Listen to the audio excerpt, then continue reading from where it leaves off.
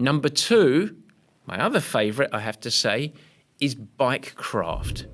So this is my opportunity to lead the off-season programming personally. I'm not alone in a vacuum, but I'm leading the bikes. No one takes my bikes off of me.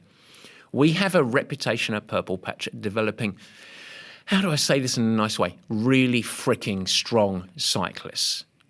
Yep, our cyclists are strong. They always have been. Our pros, we had some of the best cyclists in the sport. Our amateurs, we have some very, very strong cyclists. And there's a reason for that. Central to it is bike craft. Because there's a simple truth that so many triathletes and unfortunately triathlon coaches spend the vast majority of their energy and focus thinking about fitness, pure metrics. You've heard it all before. Threshold, FTP, critical power, just output, output, output, chasing fitness, chasing muscular endurance, facing operating levels. How strong can I hold for how long? And of course, that's great. That's an important part of it. You don't want to dilute that. We do want to get very, very strong. But there is a whole other world out there, which is no matter how strong you get, however much you boost your operating levels, whatever fitness you get to on the bike, how do you yield the best speed for that fitness? In other words, how do you apply that fitness to any piece of terrain and go faster? And that is anchored in racecraft. Now, it's a really interesting time of the year because the truth is that the vast majority of triathletes are spending the winter months training inside on a trainer. And that's because of weather. That's because of longer days, or shorter days, I should say, so therefore longer nights, so light, or just simply being time efficient. It's cold, it's dark, let's go on the trainer. And it's really, really good. But this is the time where training demands are lower and we want you to become a better cyclist. But many cyclists are not going outside at this point. And so it's normal for athletes just to get onto one of the platforms and start driving, start doing intervals. But the key here for us is bike craft. Now, we have three main reasons for this. We want our riders, our athletes, to understand their current strengths and their weaknesses as a bike rider. Because by understanding that, they can utilize tools to suit their natural strengths as a rider. And of course, they have opportunities to develop their weaknesses. So a part of bike craft is a little bit of self-evaluation to understand who you are as a bike rider and how you can deploy your natural strengths. The second component and reason is we want every single bike rider to become better at leveraging their skills to develop managing terrain better. And that's that speed return that we talked about. And then finally, we want athletes over the course of under the banner of bike craft to develop a toolkit of habits that are going to improve your economy. In other words, no matter how strong you are, no matter how fit you are, you can actually ride your bike where your miles per gallon improve. You actually are more economical. And you can do that on a bike. And that's particularly important if you're doing something like, an Ironman or a half Ironman, that you need to ride as fast as you can, but also run off the bike. Economy is a huge component. Staying power. It's a huge component. It is the rock that you lift over, and there is a little bit of gold underneath it. So this is how we do it at Purple Patch over the course of the off-season, is I build at the start of it 6 key sessions.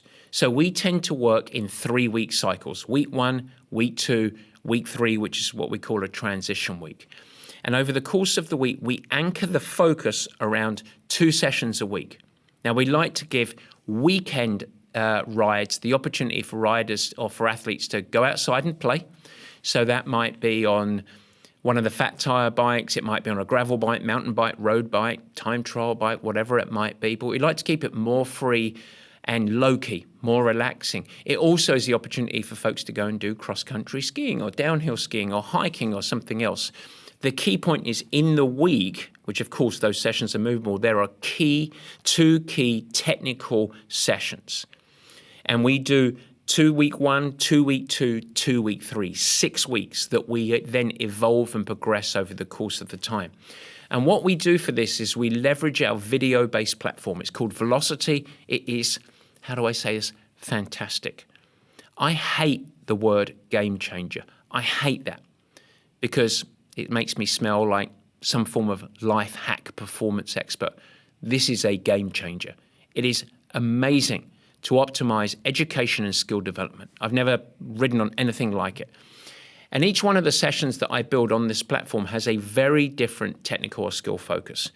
So for the sake of time, I'll just go through a couple of them and highlight them. Here is the first one. We are going to do a session that is focused on improving your overall functional capacity, but enabling you to understand your strengths and weaknesses. So for this is actually a very high intensity little interval session. This is short VO2 max workouts. And this is one of the sessions that you could anticipate that we would actually deliver you at Purple Patch. And what we're doing is a series of very, very short sprints at maximal effort with very short rest. And we go boom, boom, boom, boom, boom, boom, boom. And you are going to hit close to your maximal heart rate. And we get to measure it, and we do this in a different style. We do one set where we ask you to do it against a grade that is built into the platform, connected to your smart trainer, and we have you do it with low RPM. So we're making it very, very muscular.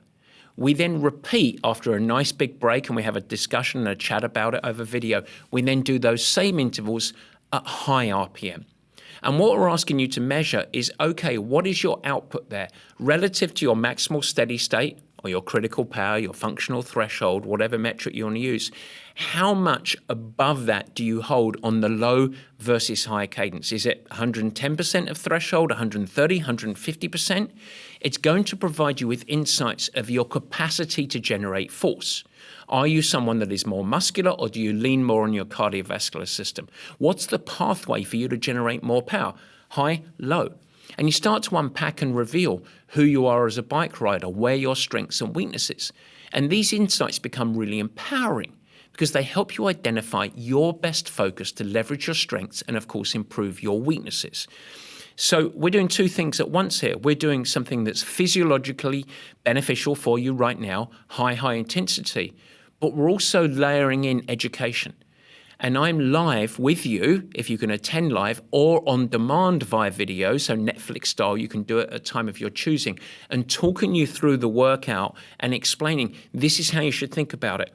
And if you are better at low or better at high RPM, this is what this means for you. These are the actions that you could take.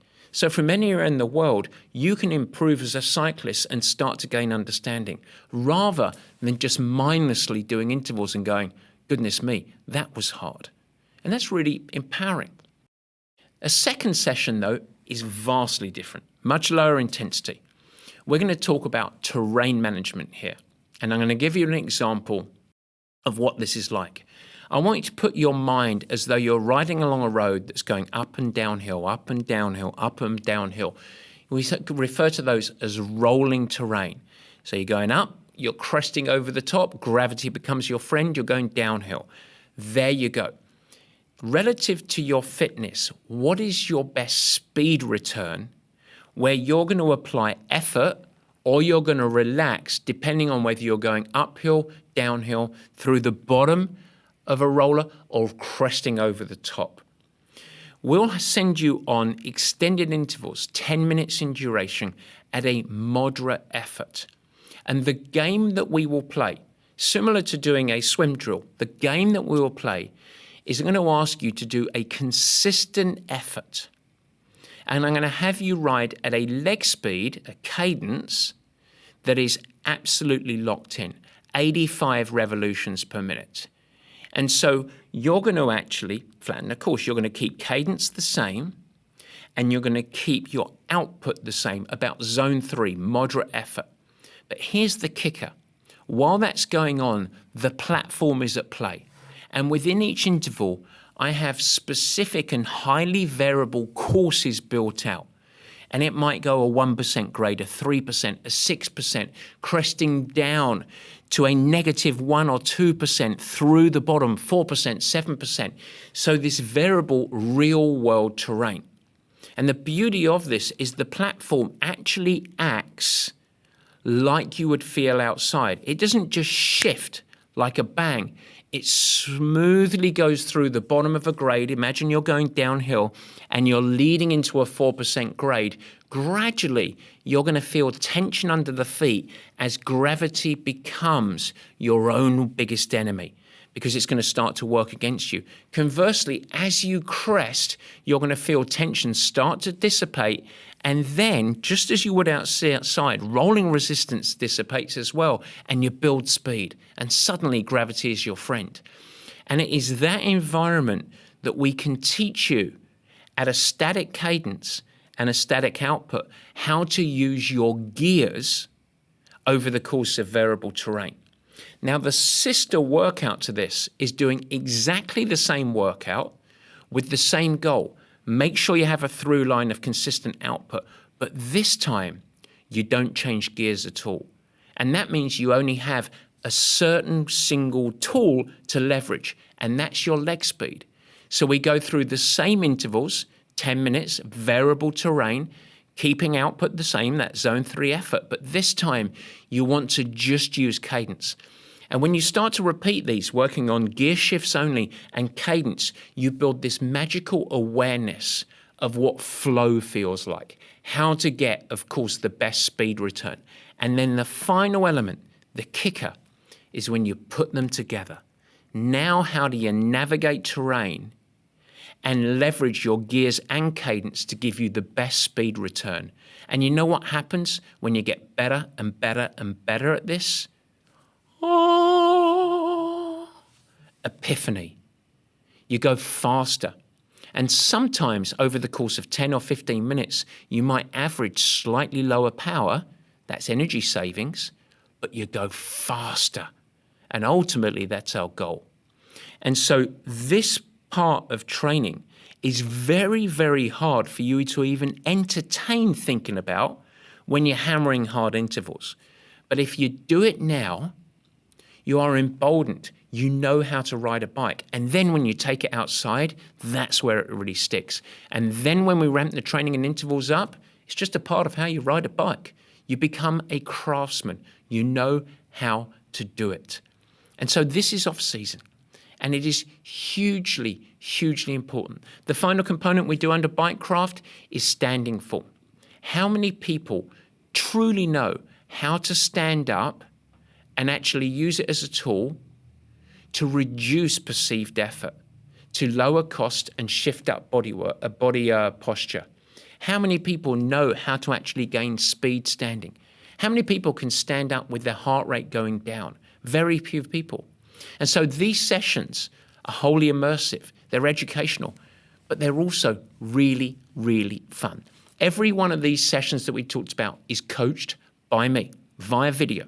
You attend them live or you go on demand. And it's really valuable. And you can connect with other Purple Patch athletes all over the world. This morning's session that I did, that was right at the heart of race season, very, very difficult. But here's where we had athletes joining us from: Kansas, New York, London, Cornwall, that was my brother, Mexico, Colombia, and far beyond, let alone San Francisco and everywhere else.